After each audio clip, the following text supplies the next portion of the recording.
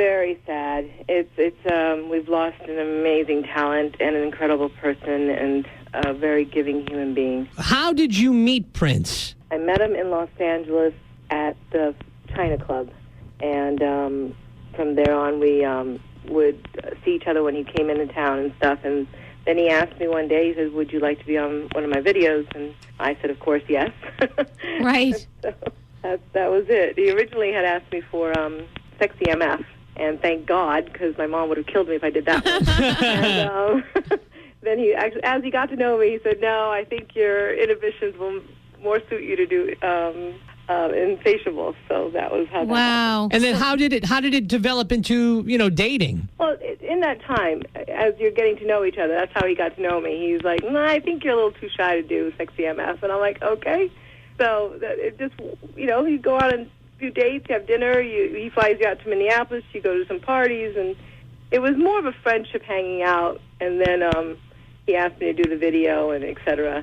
And then once they went on tour, you kind of lose touch. And then he called back once, and but I was back in a relationship with a boyfriend. Do your kids know that you dated Prince? Yes. That's so funny. Right. Yes. Tell us a little bit about, when he would fly you to Minneapolis and you guys would hang out. Tell us about what he was like in that way, because, as a fan of his, you just only really know what he is on the stage and in some interviews, but what was he like? Oh, he was actually a funny man. Fun. He was always joking. He loved ping pong. Ping pong, isn't that funny? Believe it or not. He actually played ping pong. He actually whipped Michael Jackson in a game of ping pong one time. See, I could believe that. He's good at everything he does. That's another thing. He would do sessions that... The only thing is that with Prince, when you went to Minneapolis and you were at Paisley Park, there was no sleeping. So you get up and you're around 8, you're eating, you're doing... He's not up, but then all of a sudden it's move, let's go here, let's go there, and then all of a sudden...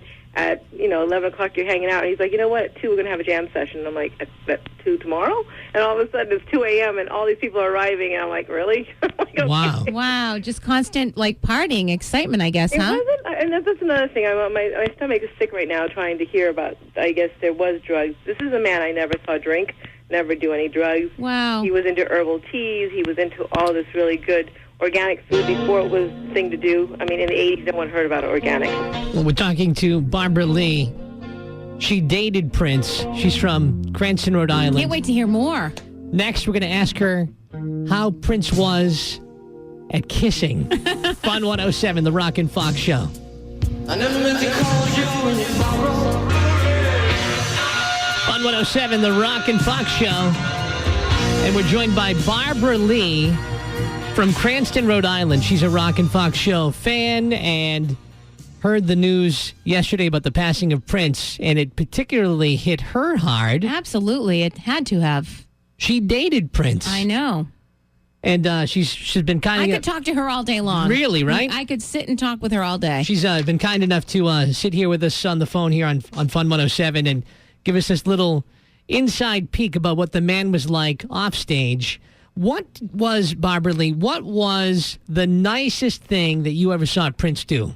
For me was actually Minneapolis. We were in a snowstorm coming back from a club, and he's in his little, back in the day, it was a little purple BMW, and all of a sudden, and we have a car behind us, of course, with security, and he drives up to a McDonald's or Burger King, and he's buying all this food, and he's telling them, give it to the guys in the van. And they put it in the van, and then all of a sudden we're driving through the streets, and we're literally dropping it off, and he's pointing to all the homeless people. Wow. I can totally see that, yeah. Yeah, I'm like, okay, he's feeding the hungry. Yeah, that's amazing.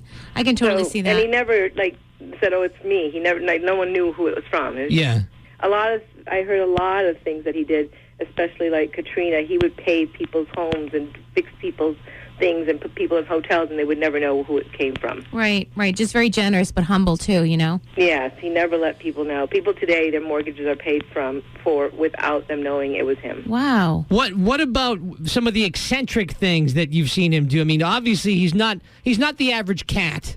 In the personal, he was Prince. When you're in his presence, you're sitting there going, okay, I'm with Prince. I'm sitting here with Prince. So you're in your mind, that's all I ever remember, playing. But there was a beautiful, sensitive side to him. I remember waking up one morning and we were in his mansion. You feel so little in this big place, and his walls were all glass from ceiling to, ground, and there was a deer literally licking the wall, and he, like, all of a sudden he's up on the balcony. He turns out, isn't that gorgeous? And I'm like, oh, you scared the heck out of me. Wow. Like, okay, you're not prepared. But he's very quiet. He's like stealth. He'll show up in a room and you don't even know he's there. So it was very kind, though. And can I just ask the years of when you had this friendship with him? When was it? 1986 to 88. Okay. And once we filmed the video and he went on tour, we lost contact. Right. Well, it's got to be tough. We had some listeners call up with some questions for you, and one of them was Prince a good kisser? Yes. I would imagine. Yes. Right. Yes. Yes. Very, very kind. Very sweet. Well, how are you dealing with all this? Have you cried since learning the news? I did. Yeah. I was playing golf with a friend, and my phone started blowing up. Literally, everybody was like, every notification, email, Facebook, and I'm like, what the heck? And all I read is Prince died. And I said, no, it can't be. This is not funny. And the only way I always know it's true, believe it or not, is TMZ. They always have the right news at the right time. It's funny. It's true. They nailed the Michael Jackson death. They nailed the Michael Jackson. Everybody was flying around with all these rumors, and they nailed Whitney Houston. They nailed everything. And that's another thing that's incredible is that Michael Jackson, Whitney Houston, David Bowie. I mean, so many great people are going so young. I'm 50 this summer, and he was only 57. Whitney was young. They're just too young to go. Right, well, absolutely. Barbara Lee, thank you so much for checking in from your home in Cranston, Rhode Island. We really appreciate it.